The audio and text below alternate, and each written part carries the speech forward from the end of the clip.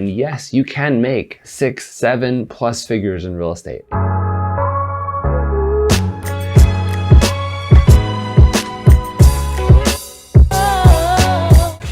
80% of your income is made on 20% of your results. So try to increase that 20% results to maybe 30% this next quarter, and maybe 40% the next quarter, because it's gonna allow you to do more and more things. So understanding your past business and what you've done this year, and maybe this market's different than it was last year. All right, so as I said, technology is a lot of fun. When I opened up our Facebook app to go live today, it's like, hey, there's this new version of this. You can try it out, and might as well try it out, right? So there's a couple new features. I'm looking over here, and it's going. But anyway, you never know how this is going to work out. So hopefully you guys can hear me. Hopefully you can see me. And this is going to be a great episode. Again, this is for my part-time real estate agents, the people who are trying to figure out how to get into real estate full-time. If you are a full-time real estate agent, got a couple strategies for you too. So stick around. I think this will be a great one. Let's get into question number 1. It says, what do you think is the best way to get over your fear of failing? Let's just get that right out of the way. You know, guys, you guys are always going to be afraid of something until you're willing to try it. I just went to Disneyland this last weekend, and it was a lot of fun. And I have an 8-year-old, a 5-year-old, and a 2-year-old. And the 2-year-old is like scared of nothing. She'll just try everything. She'll do whatever she wants. The 5-year-old and the 8-year-old, however, are a little bit intimidated. You know, Disneyland is what it is. It's a lot of fun. I was super excited to go there. There's like 8 pretty big roller coaster kind of events that are there. And then there's all the little things like the Dumbo ride and the teacups and the horses and all that kind of stuff. I wanted my 8 and my 5-year-old to do some of the scary things like Pirates of the Caribbean and the Haunted Mansion and Space Mountain and some of those more thrilling rides, right? And we went over towards the west end of the park where the Haunted Mansion exists. And I was telling my 8-year-old, I'm like, look, this is like the best ride. Like Jack Skellington's gonna be there. Actually, I hadn't said that part yet, but I'm like, it's a Haunted Mansion. It's fun. Like you go in this little cart and there's, you know, scary things all over the place but you're gonna be okay. Like you've gone on it before. You're gonna survive. It's gonna be a lot of fun. And she's just like terrified. She's like, no, I don't want to go on it. I'm scared. I don't want to do this. I want to go on something else. And I was like, look, you know, you're going to be okay. Like we'll survive. And so as we're walking towards it, we're actually going to another ride past it. And she's like, oh, I want to go on that ride. I want to go on that ride. And she's pointing at the Haunted Mansion. And I was like, that's the ride I'm talking about. And she's like, well, I didn't know that was the one that you're talking about. The whole point of that is that she's been through this before. She's still kind of scared of it, but realizing that you tried it once, you survived, you're going to get through it. You can overcome your fears. That's the point, right? There's going to be scary things that you guys do in your business, whether it's picking up the phone for the first time, it's calling expired, it's knocking on doors in your neighborhood, it's circle calling, it's inviting people to open houses. Maybe you taking your first listing appointment this year. Who knows what it is? Whatever that scary thing was, you have to go through it many, many times before you overcome your fear of doing it. And then you get better at it. And before you know it, you're an expert at it, right? After you do it over and over and over. So think about the things that you're maybe intimidated about in your business. Maybe it's creating your first video like this. Maybe it's going live on Facebook or Instagram. Maybe it's putting yourself out there on YouTube. Maybe it's creating a social media account and doing something that you've never done before. Maybe it is knocking doors. Maybe it is holding an open house. Maybe it is going to a BNI chapter or a chamber of commerce or getting yourself out there, right? There's something that's probably fearful for you in your business that's going to help you expand your business and grow your business and get you to the next level, but you might be intimidated to do it. Do it. Like take the plunge. It's not going to kill you unless you have a heart attack in the middle of it because the fear overtakes you, which hopefully that doesn't happen. I'm not a health professional, but anyway, take your own risk. Like, do the thing that you need to do. Take the challenge, look back at it after the fact and be like, you know what? That wasn't that bad. I can do this again and again and again. Okay. There's things that I've had that have been fearful in my life, but I know that by going through these challenging things, the things that might be intimidating, I know that on the other side, I'll be able to look back and I'll realize my business is better for it. So find those challenging things, write down the top 10 things that you might be afraid of and check them off the list, right? Decide, okay, January's coming up. I'm going to get this out of the way. Maybe door knocking for the first time is going to be something that I've never done before, but I'm willing to try. Let's get it out of the way and let's do it and knock that thing out of the park and make January your door knocking month or whatever that big thing is for you, right? Maybe it is picking up the phone and going through a script and calling people that you've never called before. Maybe it's calling your past clients before that you haven't talked to for a couple of years and you're intimidated to talk to them because you don't know what to say. Find that one thing, pick it, do it, get through it, you know, get your sweaty hands, get your nervousness out of the way, just whew.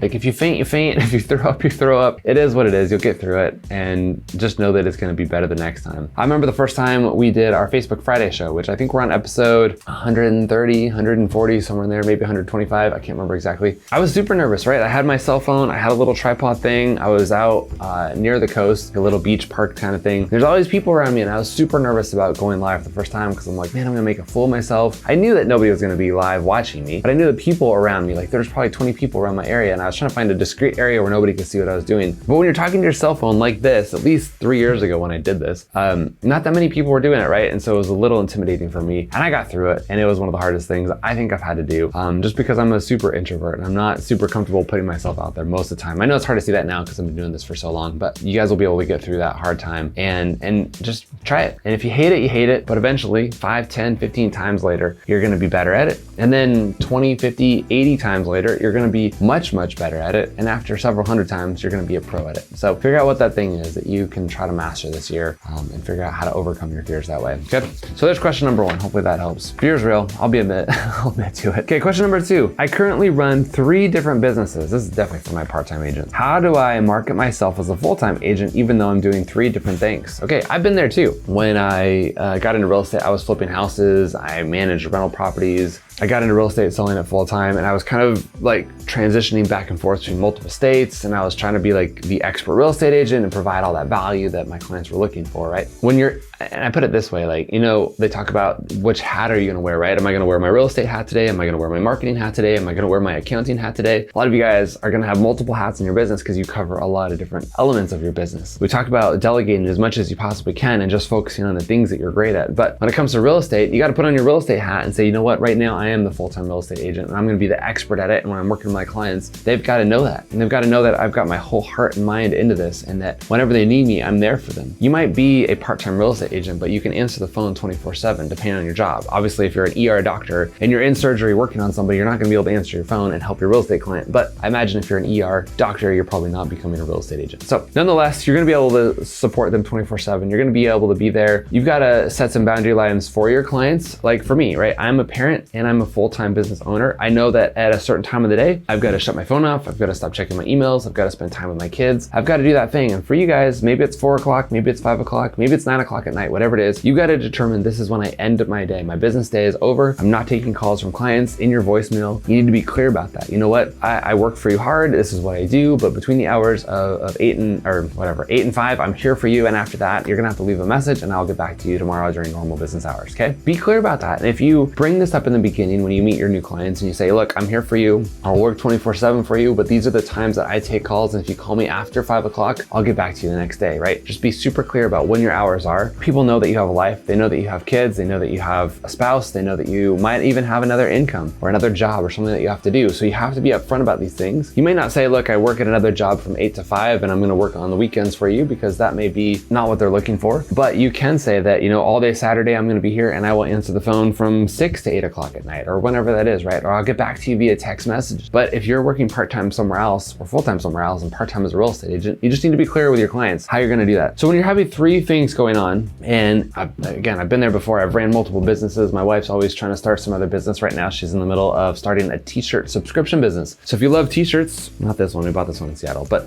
if you love t-shirts, hit me up and we'll get you on a subscription t-shirt business. But that's the thing, like I'm helping her run a business. I'm helping me do this. I've got some other things in the pipeline that we're working on. I always have multiple things going on. I don't think your clients are gonna worry about that, right? They want you to be there for them when you're there for them. They need you to support them when they need your help. So as long as you're committed to them and you can answer the phone when they need you and you're clear about your boundaries and you say, look, this is when I'm here for you, they're gonna respect that and they're gonna know that. Even though you might have multiple clients too, right? Like I might work with 5 or 6 different clients at a time. The client that I'm working with right now knows that he or she has that undivided attention, and the other 4, I'm not with them. I'm not gonna answer the phone when I'm with you as a client. Same goes with the other ones. I'm not gonna answer the phone for those other clients when I'm with this client. So I guess you could think about that as multiple jobs as well. So I guess the thing is be clear about your hours, know when you're gonna be there for them, respect your hours for other businesses too, because if you're trying to start or get into real estate more, be more of a full-time real estate agent, what are you gonna do with these other businesses? I don't want them to suffer as well for you, right? They may be your main source of income. And if they die out or go out of business or struggle, you're not gonna be able to support yourself in real estate maybe right now. So you gotta figure out how to keep these things afloat. Maybe this is like a Monday, Tuesday job. Maybe this is the Wednesday, Thursday job. And maybe real estate is Friday, Saturday, Sunday, right? However you wanna divide it, you've gotta set the boundaries of where you're gonna be. I guess the big question is why do you wanna be in all 3 businesses? Is it because you don't really know what you wanna do? Is it because your mind's taking you in different locations? Is it maybe I've committed to this and I've helped a friend and this is a great source of income, but I've got to do something else that like pacifies my mind and helps me work through a lot of things? That's how it's been for me. There's some things that make me quite a bit of money in life, but I don't love them and they're not super committed to them, and I need to do some other things in life to kind of diversify myself and bring some other interest to me. So figure out why you're doing it, and then if it is something that maybe you can give up and go into real estate full time and that's what you want to do, figure out how that works. Okay, so hopefully that helps. Question number 2. Question number 3, I'm trying to build my social media as a real estate guy, I guess you could put, or gal. How do I get to blow up? Okay, well, getting to blow up is kind of the tricky part. I have known people who start a brand on social media, and within a few months, they have some virality to it because they were able to cover some really interesting things that people are looking for, like beachfront living, right? Airbnb right now is huge. Traveling around, right? And being able to have that type of a lifestyle. I know that there's a few real estate agents who travel a ton and they support their clients full time while they're here with a team. That can be huge. So depending on really what your brand looks like and who you're marketing towards and what they're looking for, it can take off or it can be a little bit slower. I know when your social demographic on social media is a bit older, and I'm talking like 45 and up. Could be 50, could be 80, could be 70, whatever it is. If they're older than 45, it takes a little bit longer to get those following because they don't follow everybody. They do watch, they listen, they read, they give you a thumbs up every once in a while, but they don't support and follow as fast. But the younger generation, the 20 to 40, definitely engages faster. They're willing to subscribe faster. They may not be around forever, and they may not watch all your stuff, but they may subscribe a little bit faster. So where your audience is may determine that. I think the biggest thing to consider though is what you're doing with your social media accounts. You know, where are you? Are you on Facebook? Are you on Instagram? Are you on YouTube? Are you using TikTok? You know, like what are the platforms that you're using? If you're on a new platform like TikTok that doesn't have a lot of followers yet, and you have some awesome real estate space to take over, you might get some quick virality to that. But if you're on an old dedicated platform like Facebook or YouTube with billions of followers, it may be hard to kind of carve out your niche and get your little following on there. I know that we've been creating a lot of video. If you paid attention to our stuff, we create a lot of video every single week, something like 3 to 5 different videos every single week for the last 3 years. Like we have hundreds of videos around here, and it takes a little while to get some traction, and that's okay. I'm not looking to have, you know, 1 million followers overnight. I'm looking for dedicated followers who are going to pay attention and commit and do the things that I need them to do. So it really just depends on what you're looking for. Okay, so we might have to wrap this show up. The point is to figure out your niche, figure out what you're going to do on social media, speak to your followers, give them the value that they're looking for, provide the information that they want, really go out of your way to create content that they're looking for, right? Answer the questions that they have. Talk to them about the things that they have struggled with. Is it, you know, I'm looking for questions about how to buy my first house? Is it, I'm struggling with how to sell my second home? Is it, I want to buy more investment properties? Is it, you know, what are they looking for and how can you provide them the content that they're looking for? The second, I guess that kind of wraps it up on question number 3, is really just giving them what they're looking for. Carve out your niche, be as specific as you can. Give them the things that they're wanting help with. And you're the only one that's going to be able to answer those questions because you know your brand, right? Are you working with a 20-year-old who's a first-time home buyer? Are you working with the 50-year-old investor who's looking to buy 100 new apartment complexes this year? Are you looking for, you know, the person who's buying their 3rd or 4th or 5th house, who's moving up or downgrading, or, you know, getting rid of all their kids and buying something different in life? You've got to know your audience and what they're looking for and give them the content that they want. This is really what we talk about around here a lot, is understanding your niche, providing them value that they're looking for, and really giving them content that can help expand their knowledge and grow, you know, their knowledge of real estate and how you can help them. So if you're interested in, let me just give a quick commercial plug here. If you're interested in developing really your content strategy and understanding what you need to do to create content as a real estate agent to attract the clients that you're looking for, you should definitely sign up and join one of our Facebook groups. You could probably find a couple of them on our page link here. We might put a couple down in the description of this video. We have one called Attract Your Dream Clients, which is about attracting your clients that you want to work with, your dream clients. We have one that's called Real Estate Strategy Secrets, right? And it's all about the strategies that you use as a real estate agent. So if you're interested in joining that group, again, just Google or go on Facebook, look up Real Estate Strategy Secrets. And again, that content is there to help you guys to craft your message and to really communicate with your audience the best way possible. Question number 4, should I quit my full-time job to get into selling real estate? I hear that there's a lot of money in real estate. Okay, well, if you're in it for the money, real estate is going to be challenging because you get to do the same thing over and over and over and over again. And yes, you can make 6, 7 plus figures in real estate. It is not the normal. I will say the agents that sell more than about 50 homes is like the 1%. And truthfully, that's it. The average agent, at least in our county, sells 3.4 homes per year. They're gonna make about $40,000 this year. So a lot of agents will work full-time to accomplish that too. So if you wanna work full-time, you wanna be on the phone 24/7, and you wanna make $40,000 a year, that might be a good option for you. However, if you wanna go work at a job that's 8 to 5, that you can leave that job at the office and come home and go on vacation and get 2 weeks of paid vacation time and get health insurance and get a cell phone that's paid for and all that kind of stuff, and probably still make $40,000 a year, you might be better off keeping that job. However, if you love serving clients, if you love real estate and everything about it, and if you're interested in buying real estate yourself, investing in real estate and buying rental properties and flipping houses and getting into that world, and if you love listening to your clients' needs and showing them many houses and asking great questions and literally working 24/7 for the next decade, most likely, you can really, really make some awesome money. So real estate is awesome because it provides a part-time opportunity. There's a lot of stay-at-home moms who can work a few hours a day, who can show a couple clients. There's a lot of people who can work online and create referrals, right? And network that way. There's a lot of super savvy people who can create some awesome additional income to maybe already a dual income family. There's a lot of people who will come from another job who will have a great network of people. Maybe they came from another sales job, maybe they've been in something to do with homeowners, and they have a great community that they've been working with, 2, 3, 5, 800 different people that they know, and they can take those relationships and now they can go sell them homes and get into it really easily. So I've seen a lot of success with that, and I've seen a lot of people come from another industry and make real estate work fantastically. However, the statistics are that 87% of people who get into real estate are out within the first 24 months. So within the first 2 years, most agents are gone. They got their license, they took all the tests, they maybe sold a house or two, they weren't able to make it work on year number 2 and they're out. That's the statistic. And if 87% is what happens, then there's a good chance that you will be in that group. However, if you get on the phone every day, and if you create lead generation ads on social media, and if you communicate with your audience through email and through ads and holding client appreciation parties, and if you hold awesome open houses, and if you know your scripts, and if you can figure out what it takes to be a full-time real estate agent, you will kick butt. You will have an awesome career. You will make amazing things happen. As somebody who ran a team and sold over 250 homes per year, it is not a light subject. It is not something that you just fall into. You can just figure it out overnight. It takes training, it takes dedication, it takes a lot of really determination to do this. And yes, there is a lot of money, but for the most part, most people will spend 2 years of their life doing it, and they'll realize they'll go back with their tail between their leg and not figure it out. So I don't want to scare you away from it. I don't want to tell you that it's not possible. I don't want to tell you that don't go for it. I want to tell you what you're really up against. I think a lot of people make it seem easy. If you watch any of these shows on TV, they make it seem like anybody can do it, that all you do is drive around going to look at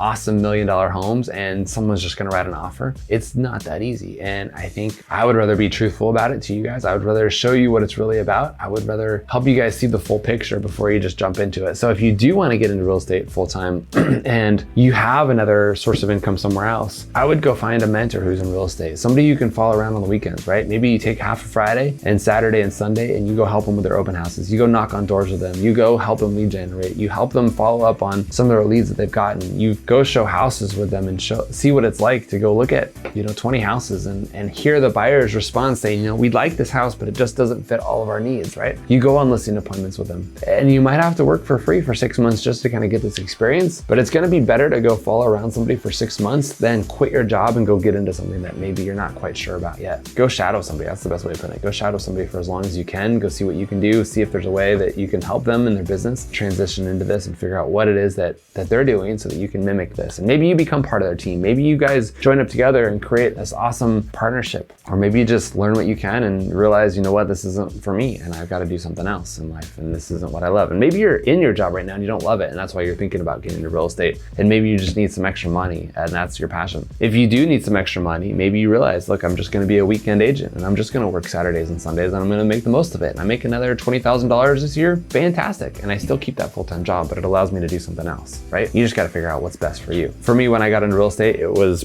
all or nothing. I had recently been laid off from a job. I decided real estate was what I wanted to do. I'd never done it before. It was just one of those, I'm diving headfirst and going all the way in. Met as many people as I could, took on as many mentors as I possibly could, hired as many coaches as I could possibly afford, read as many books as I could, watched as many videos as I could, joined as many real estate clubs as I possibly could. I just went completely head first in. I didn't dip my toe in the water. I jumped in the freaking pool and got wet and figured it out. And within about 2 years, started making massive amounts of money. And it was awesome. And it can happen to you too, but it's not normal. You've got to take those massive results. You've got to have these big moments where you just do whatever it takes to make that work, okay? And I'm sure you've seen people do that too, so you can figure it out. But anyway, that's the show, guys. That's the wrap up. That's the 4 questions this week. If you haven't done so, please be sure to subscribe below. I'm gonna point over here. I think the subscribe button is right down there. Hit the subscribe button. Come back every single week. Join us live on Mondays, 10 a.m. Pacific for this Ask Erik Hammond show. We're answering your guys' top 4 questions every single week. Thanks for being here. Thanks for participating in the podcast. If you're listening to this via the podcast, thanks for joining us. Thanks for allowing me to be in your ears every single week. I appreciate you guys. Love answering your questions, and we will see you next week.